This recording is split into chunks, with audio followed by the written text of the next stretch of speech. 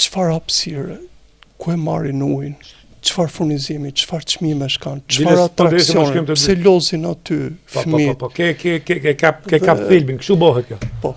Dhe kjo është tim, jo dalësh aty dhe bëjnë sikur preken, masi janë tonu, janë vesh me Versace, me 2 ora, me byzylyk, diamanti, me diamante në qafë, na tregojnë atë vanitetin e.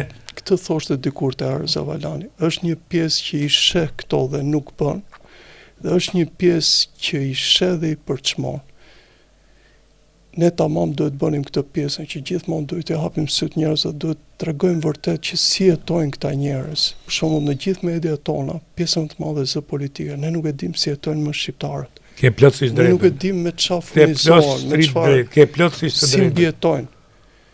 Pse fëmijët përveç humbjes së shpresës nuk kanë asnjë lloj perceptimi tjetër për. Më fal Benisë tashore, po Ben, unë shkova deri në Leskovik.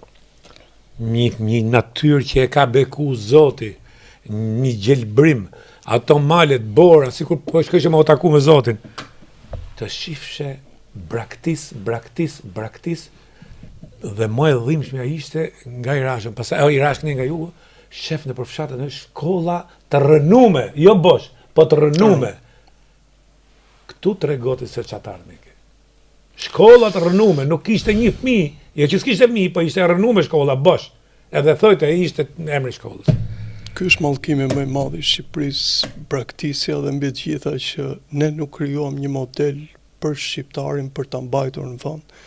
Dhe mori kohën, e mori pjesa ideologjike dhe mbi të gjitha ajo mendjegurësia jo. Fatmirësisht dhe fatkeqësisht njëkohësisht për këtë mendjen tonë të mbrapsht, Shqipënia ka burime të mëdha, resurse të mëdha për të jetuar shumë mirë në Shqipëri. Kjo është fatkeqësi dhe këtu ndahem me ju. Kjo është fatkeqësia më e madhe e shqiptarëve. Ne nuk duhet i kishim këto dhe po mos t'i kishim, ma besoni, do ishim vend 4 herë më i zhvilluar se sot. E dini pse? Do bënim çmos që të mbijetonim.